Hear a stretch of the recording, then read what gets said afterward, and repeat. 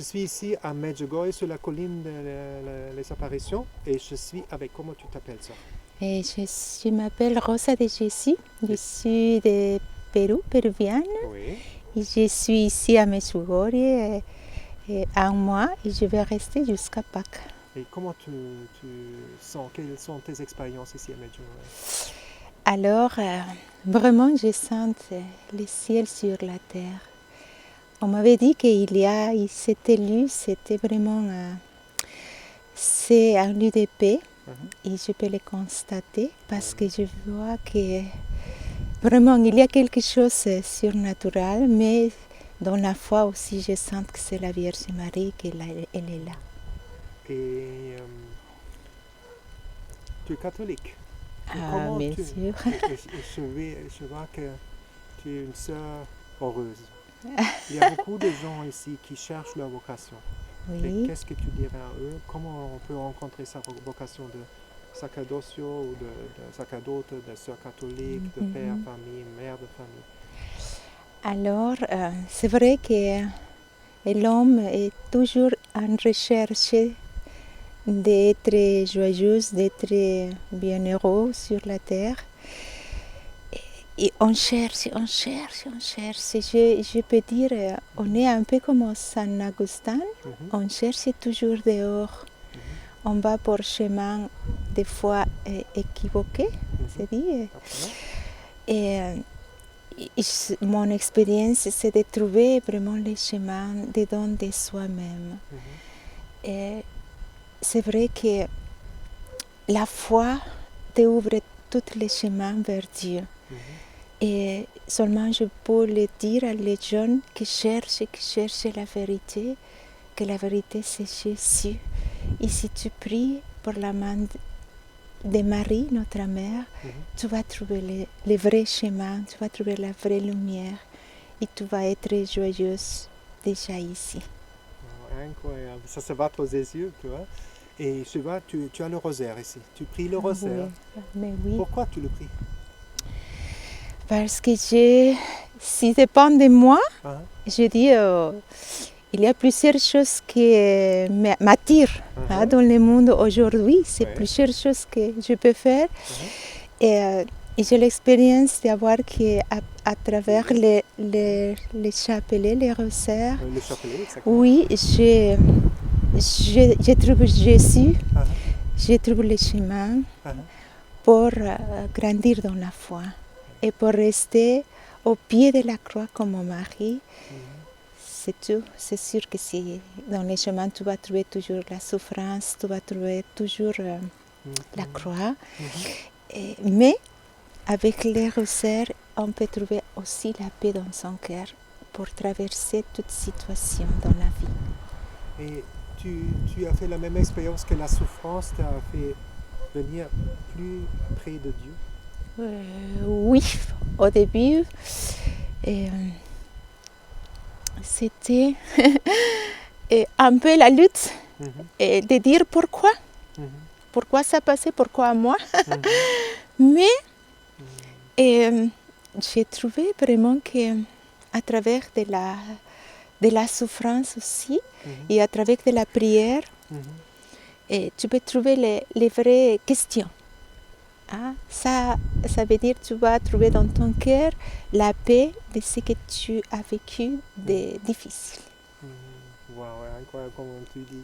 Et tu sais, ici à Medjugorje, la confession c'est très central. Peut-être que tu as touché là, même avec tes larmes, un peu les gens. Qu'est-ce que tu dirais à des gens qui ne sont pas confessés, ça fait des années, qui ont peur de parler à un prêtre, qui disent qu'est-ce qu'il va penser de moi? Oui. Qu'est-ce que tu dirais à ces gens? Il y a un message de la Vierge Marie qui dit quand tu arrives ici, j'ai traduit avec mon expérience, la première chose que tu dois faire, c'était de confesser. Et ça va ouvrir tout un chemin de lumière dans ta vie. Et c'est difficile, c'est vrai, c'est difficile pour les hommes de dire ce qu'ils ont fait.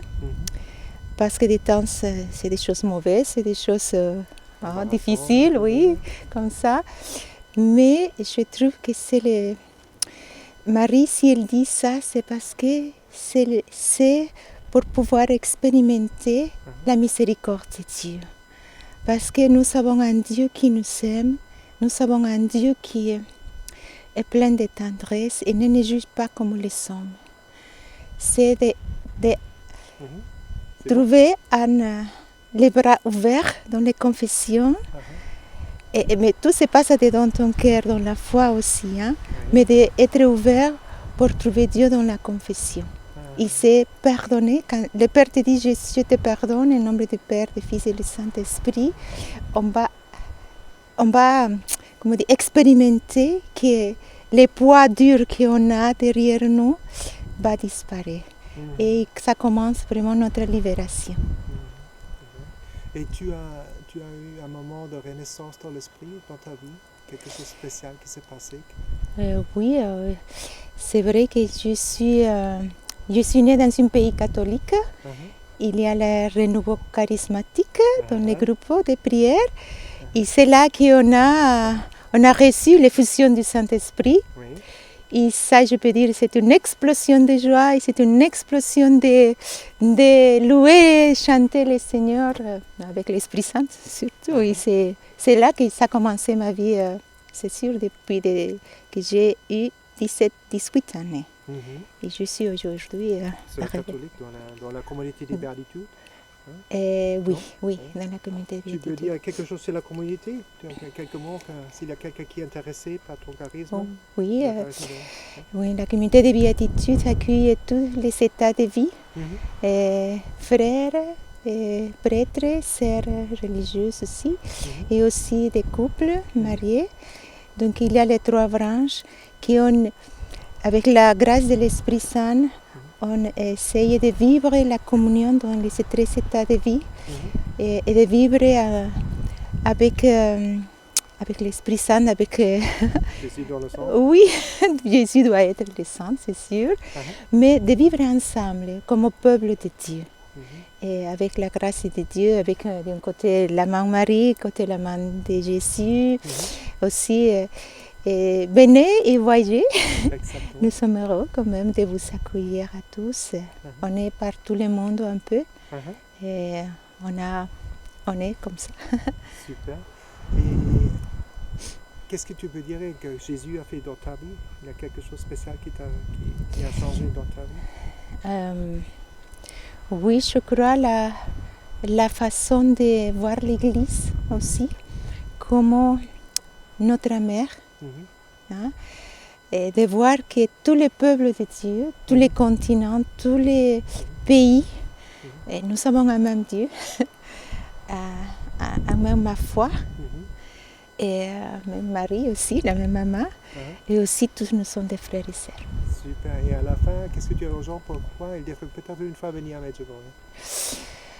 Alors, c'est de profiter déjà et vivre l'école de Marie dans ses bras.